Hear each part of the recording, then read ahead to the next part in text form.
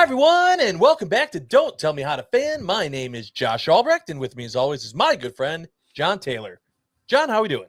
Hey, great, Josh. Unlike last week, Wisconsin Sports Listen, Yeah.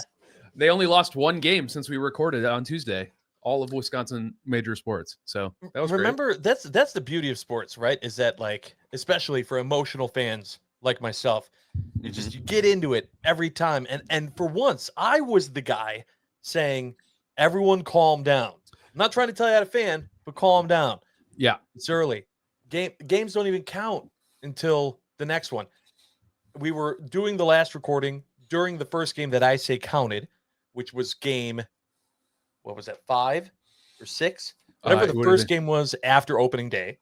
Yeah, it would have been game 6. We recorded during. That score held. Yep. The Reds kept winning. Fourth game in a row of losing 1-0. And wasn't that like a franchise record? Maybe even like an MLB wide.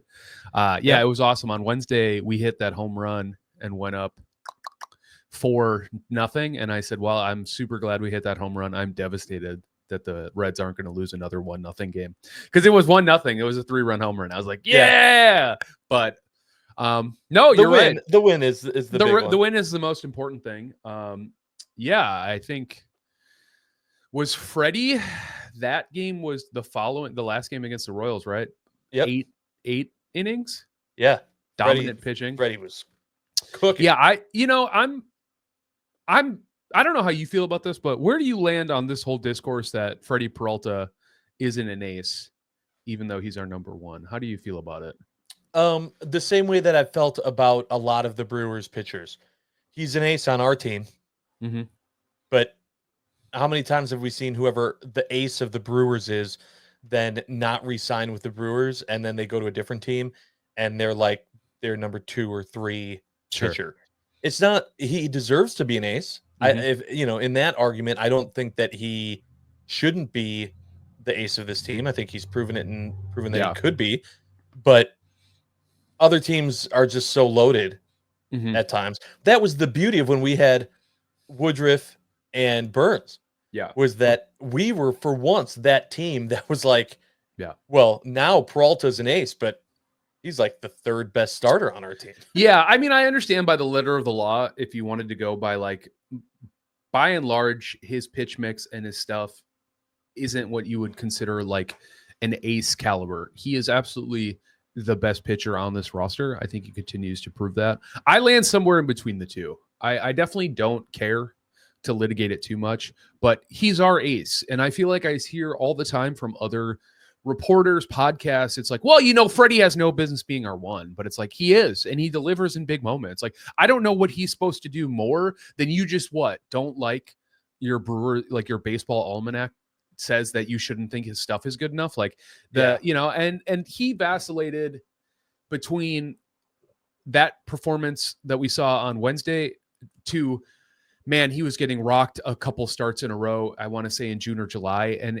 consistency, I think, is also, like dominant aces are dominant. There's not really much, the rocked up is few and far between. And maybe that's his issue. Maybe this conversation isn't that interesting anymore because the Brewers don't have a better option. The only guy that could have pushed him, unfortunately, just landed himself on the 15-day IL. So Nestor Cortez officially. Which let's talk about the roller coaster. Yeah. That is Nestor Cortez. Yeah. So we get Nestor Cortez. He comes in. He is, he goes out there and just gets obliterated against the Yankees. I mean, literally, like, if not the worst, one of the worst starting pitching debuts for a team ever. I mean, just awful. Then comes out, throws an absolute gem in his second time on the mound, and then goes on the aisle. It's just like, oh my God. Yeah. It's just, what a terrible start. I mean, it was a great bounce back, man. Ebbs and flows. I mean, it's honestly probably good that he's injured because his velo was down. It was not, if he was barely hitting 91 miles an hour with his fastball, and there is a conversation where it's like, oh no, did we trade for a lemon thinking we could we could save him with our pitching school, which I fully believe in, the way the Brewers churn out serviceable big league starters. But no, I mean, it's not. It's a left elbow flexor strain. So hopefully he can take the time he needs and we can see his speeds and his velocity return to normal. Because I still think Nestor could be a huge he's a huge piece to this Brewers rotation. He's a necessary one. That's my Absolutely. that's my big concern right now with the timing, is that we're already coming out the gate limping a little bit. We got some injuries right away. Yeah, and to add him is not positive. Yeah, let me update you and the listeners. Yes, please do. Currently, Freddie Peralta is the only Brewers planned starter coming into the season. We had all these conversations about offense and hitting and blah, blah, blah, blah, blah. Yep. So on the IL, we have Nestor Cortez, Tobias Myers, Aaron Savali, Aaron Ashby, DL Hall, Brandon Woodruff, Robert Gasser, and Jose Quintana is still ramping up. So we might see Quintana, hopefully. I don't know. It sounds like Woodruff, if he starts his rehab soon, it like actually puts a day timer, like a 30-day timer. Apparently, if you designate somebody to rehab, that's the maximum amount of time. So hopefully he gets that designation so we can talk about seeing him soon. But it's exactly the same thing that we always talk about with the Brewers. Like, they are going to be piecemealing a ton. And so hopefully we get some updates on some of these guys. I mean, I know you can just technically just check the 10 and 15 days. Like, I'm pretty sure Savali should be back somewhat soon, but that's not super exciting.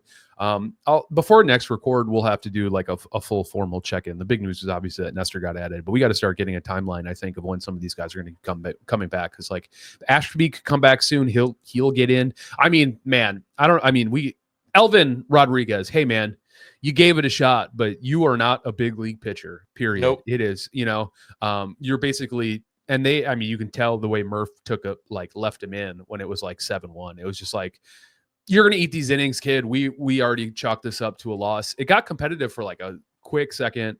And then I don't even remember. There's so many Brewers who have first name, last names. It's hard to keep track of everybody, but somebody, that game got blown right back wide open yesterday. So yeah, it is what it is. I mean, the Brewers took the series 3-1, brings the total back up to 500. The bats seem to come alive. Jackson Chourio, 2 home runs today? 2 homers today. 2 homers. Bryce hit an absolute piss missile for, I forget, was it a 2-run homer on Friday? So, I mean, the bats are batting. We're still not seeing really big production out of, the guys we were expecting to see. The 3-4, yeah. Yeah, so, Yelich, I mean, he seems to be coming around a little bit, but yeah, Reese and William have been disappointing. William Contreras have been disappointing, to say the least. But, it's early in the season. There's still plenty of time. I'm really impressed with, Sal's been getting contact and getting on base, working the bases. I mean, that's, we are a small ball team through and through. We bunted in a couple of runs today too. Squeeze. So that squeeze, though, the squeeze awesome. To win the game, right? Love in extra innings. Yeah. Against the Royals on Wednesday. So there's been a lot of fun baseball. It's a great reminder that the train keeps on rolling, right? And they have options. So, who had Chad Patrick pitch today? He got his first ever win. I mean, those are 2 quality starts, in my opinion. I mean, he's doing exactly what he needs to. I mean, he worked Ellie De La Cruz a couple times up at bat, and to much success. I think he at least got 1 strikeout. I don't know if Ellie got any contact. Either way, it was great. I got nothing bad to say about that. The Tyler Alexander starts have not been great, so we'll see what his next one looks like. He's the 5th guy for a reason. But hopefully they get somebody back. Hopefully maybe they make some moves. I don't know much about bringing somebody in, but yeah, they got to figure out. They got to get Quintana in sooner rather than later, right? I mean, yeah, they can't just keep relying on Patrick. Yeah. Although this is exactly what Murph does. Yeah. I think. I don't toot my own horn that often, but I swear last podcast I literally said a week ago, I said, if you're gonna give anyone a break here, it should be Murph. The Yeah. dude literally found a way to win games through so many injuries and ups and downs and putting pieces together. Give him a chance here. And now in a week, they're back Yeah. up to 500. I mean, things Yeah. they couldn't get worse 7 days ago. And Mhm. now we're here, and it's like not even 7 days ago. And now we're back at 500. Murph's doing his thing. He's finding ways. He's putting rookies in. He's getting this team finding ways to win games, which when a team is facing adversity, that's what they have to do. Usually the teams aren't facing that at the beginning of the season, right? Right. Usually it's like at least you're a little bit in, and then the injury bug starts, and that's when the bats get cold or the bats get hot, something happens. It's usually not right out the gate. But this is still proof of what Murph can do as a manager and why he's so damn good. And so Yeah. I'm excited. I'm excited to see what they do. And like you said, I think that it's a little early for them to have to weather the storm, but they're weathering the storm right now, and they're doing a damn good job of it. And we'll see how things continue to go. Absolutely. Abner Uribe served his 4-game suspension. He's been looking, he's officially has 2 scoreless outings. And then you look at Trevor McGill, same thing. I mean, he hasn't, I think he got his first official save, but he's actually Vamp real quick. I actually just want to look it up real quick. I was gonna say I'm not positive about that. I did see 2 that talking about the pitchers. I did see something. I don't know how much of it to believe, but that they are going to start working out some free agents. Yeah. The Brewers were looking at one specifically. I don't have his name in front of me, but that so I do think that they realize the severity of losing the season, right? I think you said that last time too, that you can't win a season in April, but you can sure as hell lose it. Yeah. And so I think they realize that, and they're doing what they need to get something in place in case these injuries aren't something that are fixed right away, which that's the other thing. Based on Woodruff, what was it, last year or the year before, whatever, when it was originally, it was like 10, 15 days for him. And then it just kept going, and he just still wasn't better. He still wasn't better. He still wasn't better. And then eventually it was like, all right, he's just done. And so, especially with pitching injuries, like until they are back on the mound, honestly, not even until they're back, until they have pitched twice, I don't believe that they are fully back from an injury. When pitchers get injured, it takes a long time for me to get faith that they are okay now. Because even if they're back on the mound, that doesn't mean that they're right. Something could go and that he didn't have his stuff though. So way too many guys on the injury list, and to think that, okay, but this guy's good on the 10-day, this guy's on the 15-day. I'm not marking the calendar at all going, okay, so Woodruff will be back on this day, and Myers will be back on this day. No. Yeah. I can't believe that. Yeah, I mean, at this point, you got to hope that between the 9 guys I listed that are on the IL, that like if they even get you a couple starts, that maybe they'll stagger their returns, their potential setbacks. You know what I mean? Just so that way, listen, I can't believe I'm about to say this, but I was like starting the season being like, we had Dallas Keuchel pitching, for crying out loud, but watching Elvin Rodriguez pitch, I'm like, what's Dallas Keuchel up to? Yeah. It's like him off the couch. Yeah. That's more than adequate enough time vamping. Yeah, I just wanted to point out our new closer. 3.1 innings pitched, 6 strikeouts, 0 earned run average, 1 save. So I mean, Trevor McGill's been dealing. It's another classic. Like, the Brewers don't let people go unless they feel like they actually have something behind them, or they can figure something out. So I'm really curious, it's like, as Abner continues to come back, do we start seeing him in the 8th more? Like, as does he become the Devin? Man. Yeah. And like I said, there definitely is a world where I could see a world where Abner takes it back. The closing, he was originally the real heir apparent. When he debuted, he was pitching lights out, and then his control kind of got a bit squirrely. I mean, I hear you. The only reason I bring it up, and this is actually maybe not to this point, but the point I'm about to make is why I say that. Because Trevor McGill, dominated some like long starts. You know, they did the classic like start a reliever and then bring Trevor in for 3 or 4 innings, and he's shown that he can do that. And if this pitching staff really does get kind of work the way it's been, they might need to get creative. I mean, I think the way he came in and performed while Devin Williams was blown safe today, by the way. Devin Williams, when he was out, it's a real shame that the Yankees didn't get another win today. I'm sorry to hear that. Yeah, me too. At least he got his beard back. That's like the Stella got her grew back bad sequel. Anyways, it's the ESPN original movie, how Devin got his beard back. Anyways, this is my point just being, he was great last year. I mean, he did everything he needed to do to become the closer. But like you said, Murph is really good about doing what the team needs as opposed to doing what players want to do all the time. Short, just letting William Contreras start all the time last season. But so we'll see. I mean, I don't know. We're back to 500. We've got some fun highlights. Terang's start, like I said, is fun. Offensively is the big thing. He was a Platinum Glove winner. Brewers Unfiltered, the like Sophia Menard and the podcast interviewed Bryce Terang during spring training, and he got to talk about his like Platinum Glove and he hit that he was the one that hit the huge squeeze to win. And it was so funny post game. I don't know. Did you hear his post game? I did not. No. Oh, I was listening to it. So funny. He was just kind of like, yeah, it was cool.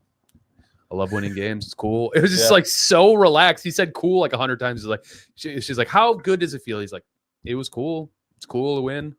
He was like, she's like, give me something. Yeah, I know. It was really funny because he was just like, he was just done celebrating. So I don't know if he's just tired, but he was like, yeah, Murph said, put a bunt down the first base side. We'll call it a game. So that was cool. He just said cool like 15 times. I'm going to have to go back and find that because that's awesome. Yeah, you should. Yeah, the podcast is pretty good. Anybody, if you can find it, go listen to it because it's very funny. But he was like differently even keel. He's a very calm guy, and you can see that in his play. Ice water in his veins, all that business. Probably why defensively he's so good. But what was awesome about the Brewers Unfiltered, and I think everybody should listen to it, is, he talks about his family being athletic freaks, like both of his sisters were like professional, like volleyball players. And then he's like, my brother-in-law is a punter for the Browns. So just like a really athletic family. And, you can tell like that kind of like lineage is important to him. And he's like, I want to do my part. He said it was cool. He talked about how he talked about how him and Sal were like roommates for like the first year they lived together. Now they're all in the same apartment complex. I don't know. He threw the word like sick around a few times, and I was like that. I forget that like baseball players are like, well, they're definitely not our age anymore. We're too old, but it is so old. It is just funny to just be like, just being like, it's sick playing with friends, and it's like, it's Major League Baseball. Man. It's sick and cool. So hey, and it's, as a summation to my point, his start. Equal parts sick and cool in my opinion. So I love that. Yeah, I bought his jersey last year too, and it was like a no-brainer. He's so good. Oh, and then the second half of that Brewers Unfiltered was their infield coach, and he was just like, Bryce makes those throws look effortless because he puts so much time into them. He's like, any of these insane throws that you see him make during a game, he preps them every single day, and he's like super methodical. He's always out there getting work in. So it was just cool episode.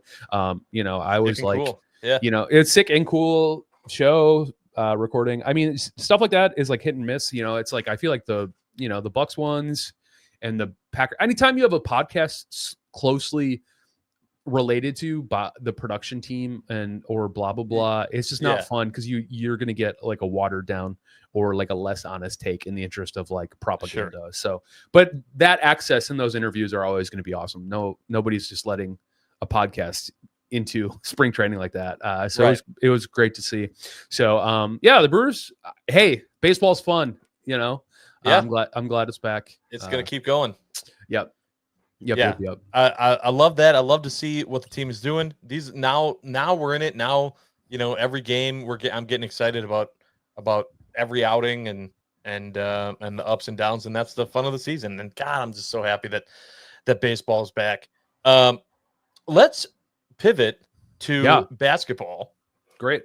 And talk about the Milwaukee Bucks. So first and foremost, let's always remember that Giannis is the best and that I love him and he's my favorite forever. Because the man just continues to wreck all the time. Do you have the stats on Oh, his I history do. breaking night? I sure do. I was waiting for you to stop talking so I could just say them out Yeah. loud. Against the 76ers, Giannis became the first player in NBA history That's to pretty put good. up 35 points, 20 assists, and 15 rebounds in a single game. He went 35, 20, and 15. So just absolute domination. What a monster. For a game that, was a little closer than we probably would have liked in the beginning.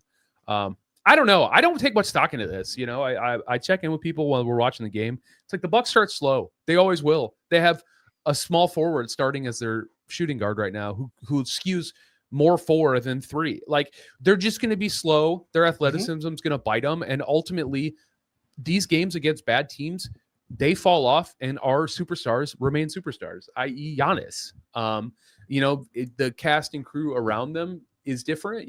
Brooks really stepped up in terms of his production offensively, which he's always been more capable of. Do I wish he didn't have to play so much? Absolutely. But that's just not where we're at, especially, I don't know if Brooke has played less than 30 minutes in each of the last 4 games since Tuesday.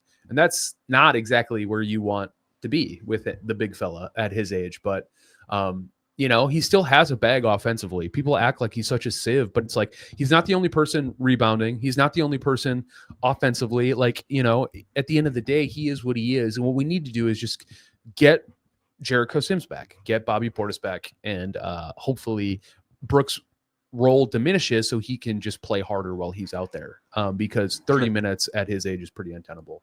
But historic, absolutely historic night from Giannis against the 76ers. And then, a ho-hum 36-point game against the Heat yesterday in 43 minutes.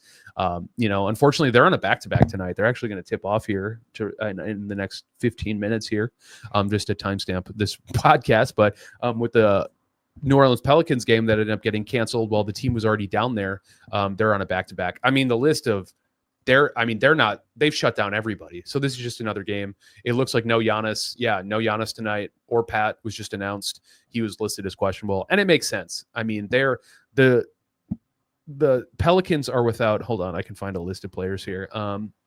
They are without Sorry, team. I'm scrolling up faster than I thought, longer than I thought. Doesn't matter. They got everybody out. They literally have everybody out. And so we'll find out. Now I do have to ask though, because how many games do we have left in the season?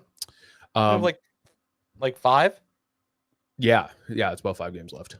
Okay. And if I'm looking at the standings correctly, they're in the 5th spot, but they're a half a game up on the Pistons. Yep. In that 5 spot. We were hoping that they would be in the 4. That's not, I mean, it's technically attainable, but extremely unlikely that they get past the Pacers. So, I mean, I feel like you don't want to slide into the 6. Yeah. With the I can double check this too. I was listening to Justin Garcia talk somewhere.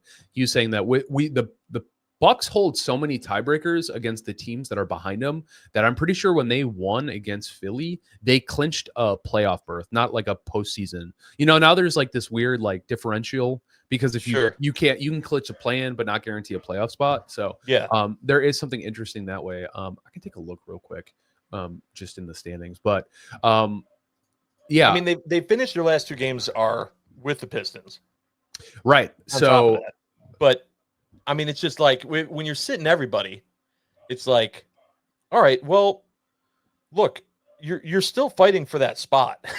Like you're still in a point to where you got to fight for the spot. And the other thing is, as a fan, I'm so back and forth on how I feel about this team and where they're at right now, because I didn't feel great before. Obviously, the fact that Dame is out is even worse. But I don't know. I don't know. It's like doesn't it just feel like a weird time? Like I feel like, okay, there's 2 months of regular season left, right? Where the Bucks are going to figure this out, and then I'll be amped and ready to go for the playoffs. That's how I feel like where it should be. And in reality, it's like, oh, next week is the end of the season. Yes. And then the playoffs are going to happen. And I don't feel ready for it. I don't feel like the team feels ready for it. I don't feel like any of it is I'm not there. And Yeah. and so it's just a really weird feeling with this team. And that makes me kind of nervous. Makes me kind of nervous that like we're we're one of these teams that's kind of limping in and kind of trailed off at the end, fell from the 4, kind of Yeah. had to fight to hold on to the 5. I don't know that I like it. Yeah. Well, the good news is Bobby Portis comes back on Tuesday. So he'll get a couple games in as long as they're not, I mean, just minutes in general with Giannis again. So that's good. I don't know Yes. if you were caught up, but there's been multiple reports that the Bucks are feeling pretty optimistic that Dame will be back for the playoffs. I think the first reporting of this was Shams Charania on the Pat McAfee show. He said there was growing optimism that the Damian Lillard could return to the Bucks in 7 to 10 days, which would put us around the start of the first. And then, I would say probably ease him back in. But, I don't know if the Bucks can afford it, to your point, given how herky-jerky the season felt. But, getting Bobby back, I mean, you can say whatever you want about Bobby. The man can score offensively. And I think we've seen a lot of lineups lately where it's been Giannis and nobody else has been able to hit a bucket. And this was like against Atlanta when they were having like a historic, like true shooting percentage. They still lost. I know that was more defensively, but just getting Brook off the floor will help that athleticism. So we'll see. Hopefully Jericho Sims. He is slated to be Sims. Yeah. Chris Jericho Sims. Y2J. Yeah, that'd be a great Wheel of Fortune answer. Yeah. First word. Yeah, whatever that puzzle is called. Anyways, he's supposed to be back. They said a month timeline or a 4-week timeline. So he'll be back right around that first round of the playoffs. Just so I hear your point. I don't feel great about this team, but I will say getting the guys back hopefully injects them with some energy. I think this was 100%, before. but doesn't it just feel like it's like the playoffs are coming too soon? Like, doesn't it just feel like it shouldn't be time for the end of the season? Like, I can't remember in the last 6-7 years a time when I felt like I wasn't fully invested, ready. Here's another shot for Giannis in the playoffs. Let's see what this team does mode. Like, I'm just, this feels so weird. Like the team has just been trying to figure things out, and then they're dealing with injuries, and my brain just keeps saying, well, they have time. They don't have time. Like, it's over. Like, the season is over. The regular season is over. The playoffs are here. And and it's just crazy. It's just crazy to me. And so I definitely don't feel ready. Hopefully the players are back and the players are ready, because that's what's most important. Totally. So, to your standings watch we discussed, I was correct. They have clinched their playoff berth. Like, they're in the playoffs, not their postseason berth. So they will not fall to the play-in. They are at worst going to remain the 6th seed. Right now, they've got a half game up with similar wins. The good news is we do play the Pistons twice. And the big thing is that we're 2-0 against the Pistons already. So as long as we at worst split that series, we'll stay the 5th seed. So the fact that we're still where we need to be. So these games are still important, like playing this game tonight against the Pelicans where still everyone's matters. sitting. Still super matters. Definitely does matter. I think ultimately, I don't want to play the Knicks. Right. Take that for what it's worth. I don't think the bottom is going to fall out on the Pacers. They got a 3-game lead against us. If they were to miraculously hit a losing skid, the Bucks beat them all 4 times this year. We have the tiebreaker locked up. Go figure. Beating them every single game does that. So there is a path, but the Bucks need to keep winning. Too many B names in the, but yeah, we do have a few B names here. Yeah, sports. The Bucks need to keep winning if they want to do anything. And so, no Giannis tonight is going to be a great opportunity to see more of the Kyle Kuzma show, which is an adventure, the Kevin Porter Jr., which is an adventure. But, the biggest thing is just seeing Ryan Rollins. I mean, the man has been a revelation. I think there was a conversation Nikias is what's his last name? He's on the Dunker Spot podcast. Yeah, Nikai's Duncan. He is really good. He's got a great podcast. I'm vamping. This is what's happening. He, dude, whatever. I can't help you this one. I know. What I'm trying to do is just talk about how good Ryan Rollins has been. He had a really succinct stat about how good he's been lately, but I'm not going to find it quickly. That's okay. So hey, my people, apologies. if you really care, if you're listening to this and you're like, man, I really want to know that, well, then you can go listen to that podcast as well. The point is that time is running out for the Bucks. This game still matters tonight. Yep. Hopefully, when we do the podcast next week, we're not sitting here going, well, that wasn't what we wanted, because we will know by the time of our recording next week exactly where they are. The season will be, the regular season will be completed. So last 6 games, Ryan Rollins has been scoring 12.3 points, 60, 50, 80 splits, 3.5 rebounds, 3.5 assists, not a lot of turnovers, and averaging at least 1 steal. So there you go. Now you don't have to listen to that podcast. Yeah. There we go. You know, we got it. It's I just should have asked you to say something so I could just Google it. Well, and there you go. But the big thing I wanted to say before we move on is just that they did not sign him to a multi-year deal. However, they do have bird rights to him. I think he's a restricted free agent coming out of it because of it. So I think at this point the Bucks would be foolish not to try to get him back unless they just feel like they can't keep up with the market. But he's playing well. I don't know if this is big contract. I think it's awesome that he was able to come in and get a shot.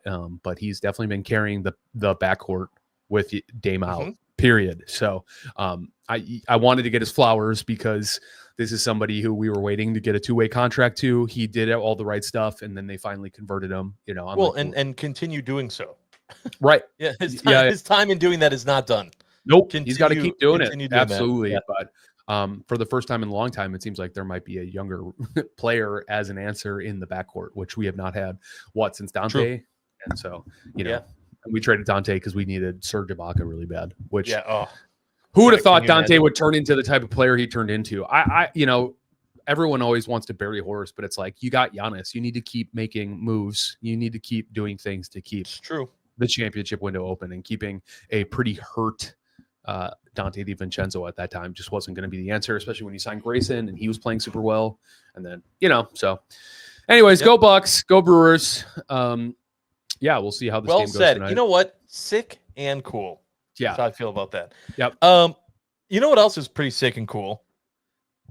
The fact that I watched SmackDown this week. Not that I'm trying to toot my own horn, but this was the first week in a while where I don't think you can keep saying not trying to toot my own horn and then proceed to toot your own horn. I've only done it 4 times in this one podcast, so I think that's fine. Yeah. So you have been telling me forever. You're like, you can find SmackDown too, but I was like, it's not on Netflix, so I've been looking. But man, talking a little WWE here because we're on our way to WrestleMania. It's gonna be here before you know it, and a lot of juice coming out of that episode.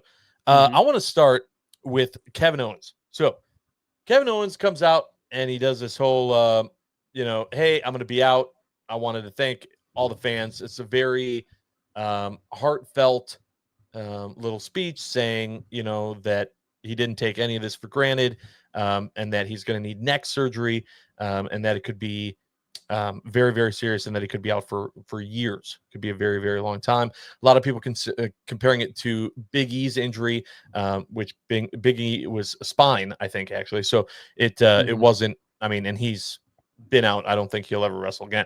So a lot of people, though, and I want to get your opinion, John. First and foremost, is this real, or is it part of the storyline? Yeah, it's a great question. I was actually talking to a buddy of mine last night who's into wrestling, and I was like, do you think this is a shoot or a work?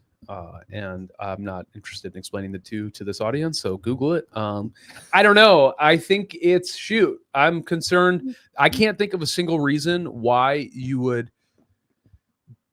build this much juice between him and Randy, and there wasn't a lot needing in that build for it to be a really great non-title match. I think it was the only match on the card that wouldn't have a title that I was in earnest excited for. So I don't know why this storyline would need heat in this specific way. I just don't really I don't know what it serves. Kevin Owens has always been like a wrestler's wrestler. And I think when I say that, I mean, he's like consistently like the only guy or like character on the show who like watches wrestling and is aware of what's going on around him. Like there is this funny thing where wrestlers are like, I can't believe this is going on. And it's like, how? There's a whole episode you could watch. So the peek behind the screen is that like, I just don't know how this serves him at all this close to WrestleMania. I don't. So, I mean, if it is a work and somehow they have this incredible story and maybe Sami gets back involved, because that's the other big wrinkle on this. Sami Zayn still has not been back since he got beaten. And I don't know what the plan is for him. I don't need another triple threat match. I'll tell you that much. So I'm a little curious about where they go from here.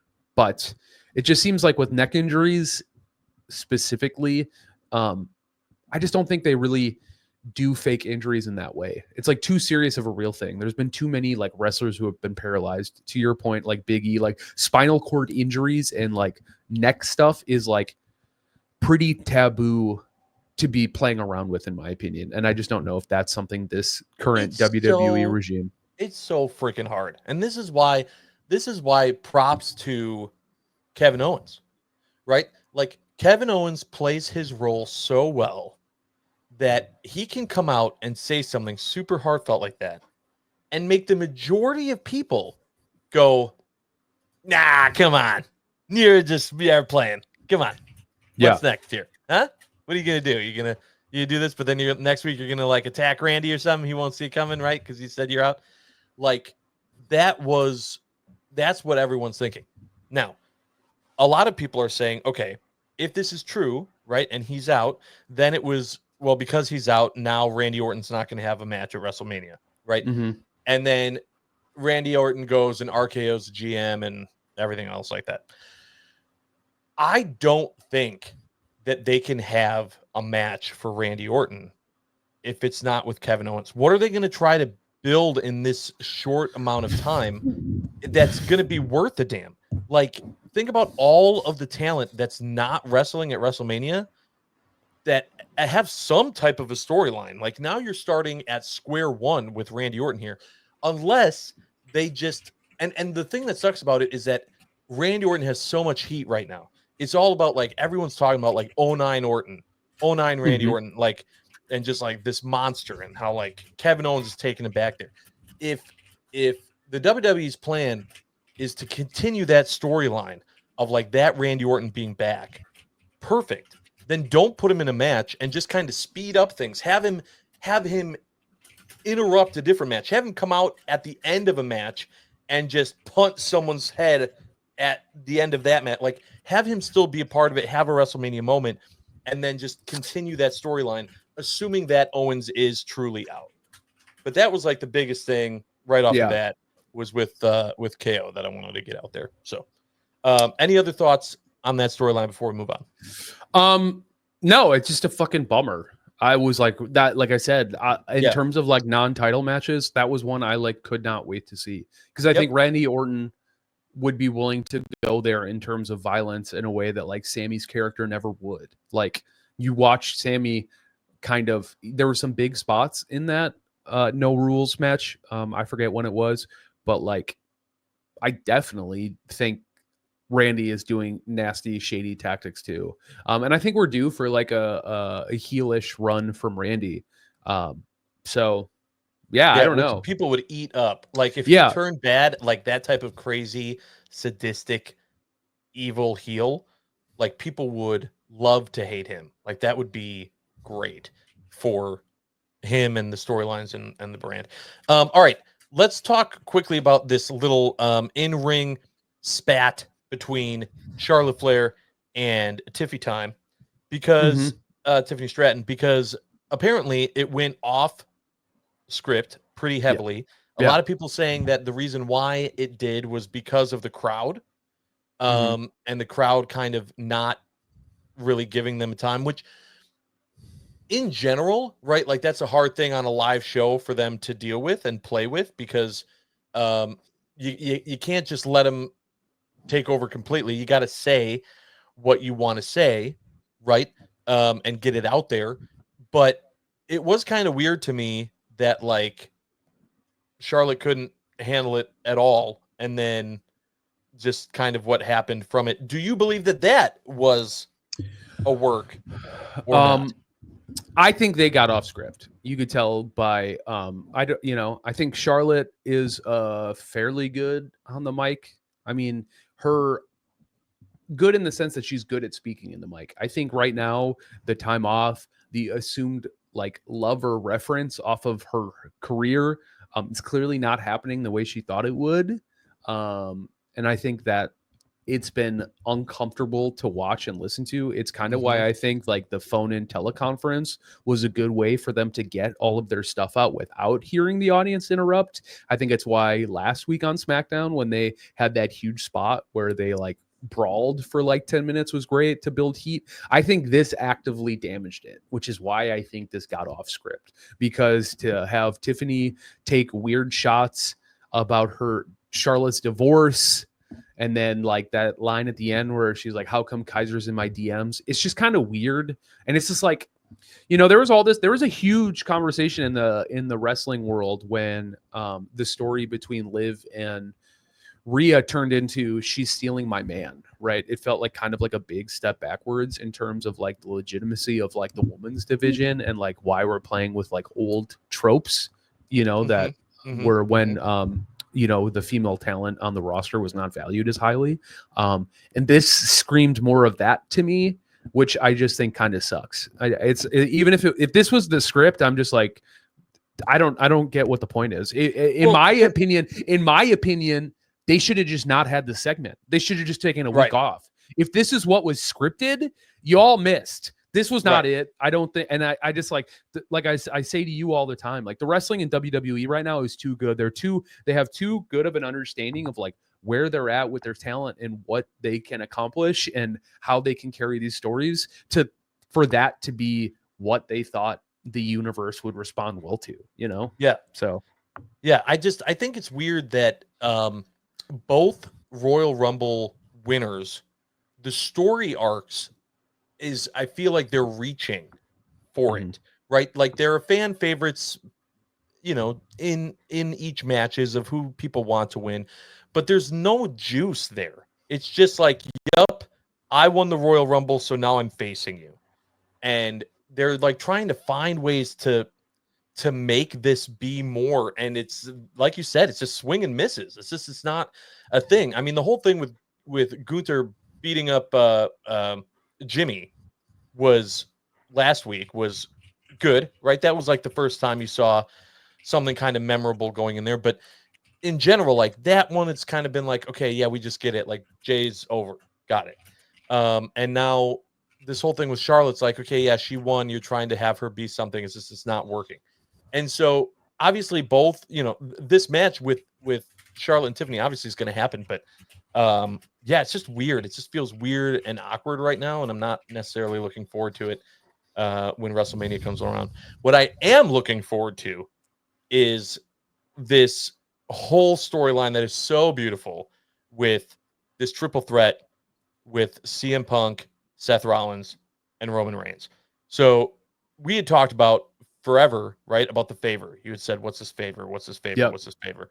And then we finally find out on SmackDown that it's that the wise man, Paul Heyman, is going to be in CM Punk's corner in this match. I loved Roman Reigns' response to that.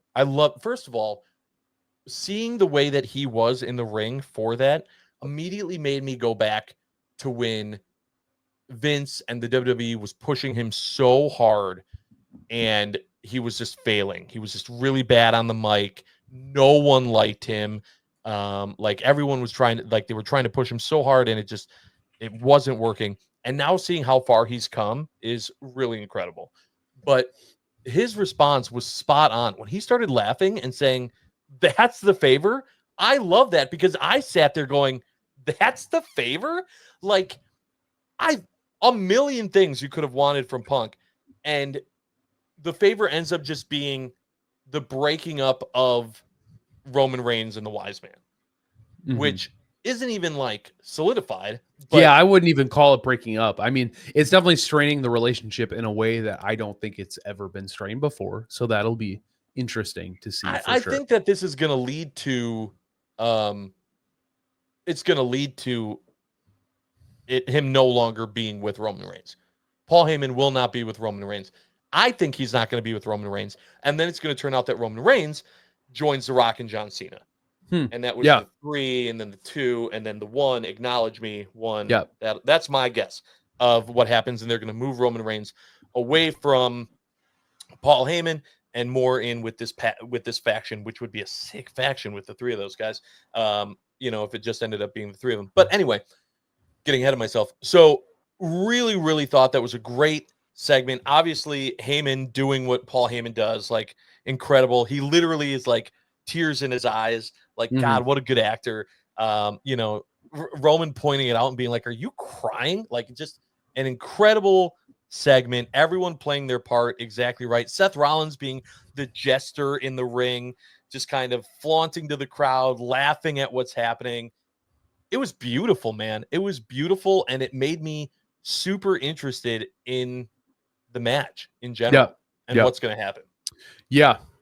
I've been on this pod saying I think the favor needs to be more than just him coming out in his corner. But I mean, if it propels, if it truly does break up, the wise man story and all of that, then that's a huge catalyst thing. It's like you got to give it up for the WWE universe and their writers. What didn't Paul Heyman cut a promo on Punk in like 2014 being like, it's not going to be this year, it might not be next year, but mark my words, I will walk you down the aisle. Seems weird to say, walk down the aisle to WrestleMania. Yeah. And he was like, if that means that we're not working together right now, I'll always love you. So it's like, it is truly remarkable stuff to see how good they are at. Have we ever said this before? Yes. Great. Insert that into the story right now. So I still think that favor should have been just as good as a Money in the Bank cash in. So that's a little disappointing to me, but I think it's very cool. I have a question for you, and then I will finish my thought. Who do you think is going to win the triple threat? Seth Rollins. I also think it's Seth Rollins. And I think this is the beautiful distraction, red herring, to have it so Seth is going to be able to, he has yet to beat Punk.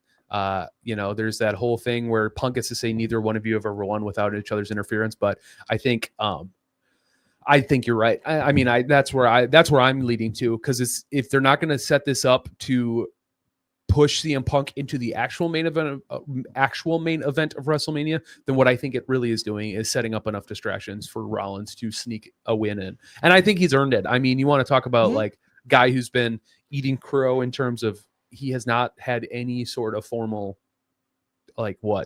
championship run. Yeah, or shot at the belt at all.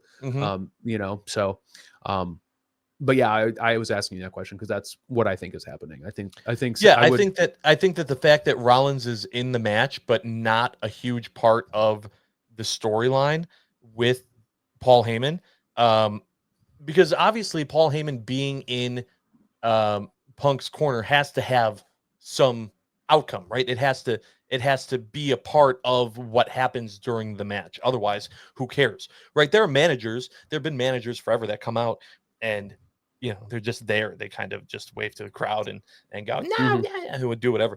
But like, if this is the favor, something has to come with that. It can't just be the fact that he's standing and cheering him on. So at some point, whether it be, he puts a foot on the rope or something will happen where he helps CM Punk, stopping Roman Reigns from winning the match. And that will start the beef of whatever. And then I think as that's happening, that's when Seth Rollins will come over and he'll win the match. And then I think, honestly, Seth is going to like exit. Like he's going to win. And then there's going to be a follow-up to end the night of, like Roman, like spearing Paul Heyman and like ending it and being, and that's what I'm saying. Like, then it's done. Like, then it'll be done between the two of them. And then we'll see if it means that then he ends up being with Punk or something else. But Yeah, I think that's the big takeaway. I just hope that that leads to Roman then on night 2 joining Cena and The Rock. That's what I'm hoping is a part of it too, and that it just doesn't like end the whole storyline there. Can I pitch my future booking? Yes. Notre Dame style, that like I did, I think, before SummerSlam. I think, and I've rewatched Raw. I think there's a good chance that Jay doesn't beat Gunther anymore. The more I watch, I know I've 100%. I know I completely flipped on it. I just don't know what Jay beating Gunther does past this moment. Okay. For the WWE universe. Counter to that. Yeah, counter it. Gunther beating Jay also does nothing. Well, so this is why I would say I think Gunther could win. Because what happens if Gunther he fully disrespected Jimmy. What if he fully disrespects Jay? Roman Reigns, if he loses the Wise Man, or if he doesn't, finds himself on the outside of any sort of title picture with Cody Rhodes. He hasn't been a part of it, and there's been so many pieces. I think CM Punk getting a crack at the winner, Seth Rollins getting a crack at the winner. We could talk about Drew or Damian getting a crack at Rhodes. Roman Reigns is falling further and further down the list of like, why would you run back Rhodes Reigns? And what if it's a full-blown shift? And what if Gunther retains and then Roman comes for him, not only to get some hardware back, period, to reestablish himself, but to right the wrong of Gunther disrespecting the bloodline? Because these are bloodline guys through and through, whether Roman Reigns has been talking about it, whether they've been hitting the storyline or not. I just think that's something. I think it's like, I'm doing the same math that I did with the Royal Rumble, where I'm going, there's too many guys here. There's too many guys here who have legitimate claims to the belt. And I just wonder if Roman Reigns doesn't win outright, that could be a really fun pivot. It puts Roman back on Raw. It adds another big that Gunther would actually have to like work against. And because that's the other thing that I think is kind of interesting with Drew and Damian both being in SmackDown. Like the heavyweight belt was meant to be for like a dominating big man. And I know Punk's held it, and I know Rollins has held it and held it admirably. But if you want to make this title, I know Gunther was like the first step in like really trying to like legitimize it, but I don't think he's as big and bad as it's supposed to be. I don't think they're getting the heat off of the run like they thought they would. And I think if Roman somehow shifts his sights on that, and let's say Gunther is losing it in by SummerSlam or something to Roman Reigns, I think that like really makes that belt significantly more interesting. So that's my little future booking Nostradamus prediction. Yeah. I mean, honestly, I'm fine with that too, as long as it's not Roman like on his own. I cannot stress how badly I want Roman to be with The Rock and John Cena. I really want that to be like finding out that the favor was him losing the Wise Man, seeing him be a lone wolf. I'm like, no.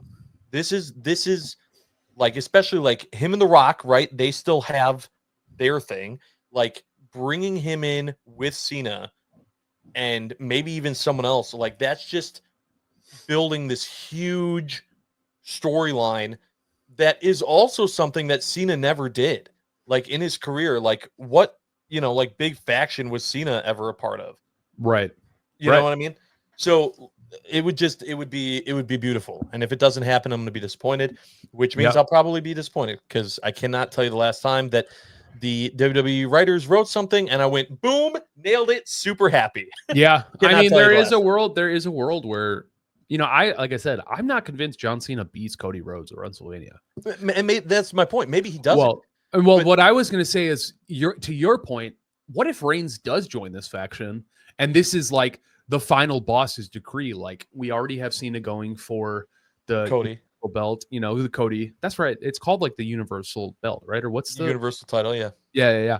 And then I don't really love that title. The name of it rather. And then you send Roman, and the final boss gets to say, I'm in charge. My guys are going for both belts. This is what happens when you side with me. So there is a way to fold in both of our thoughts. Into that's my thing. It makes sense, which is exactly why it probably won't happen. I don't know. They do a lot of stuff that makes sense. So, but I just am not convinced.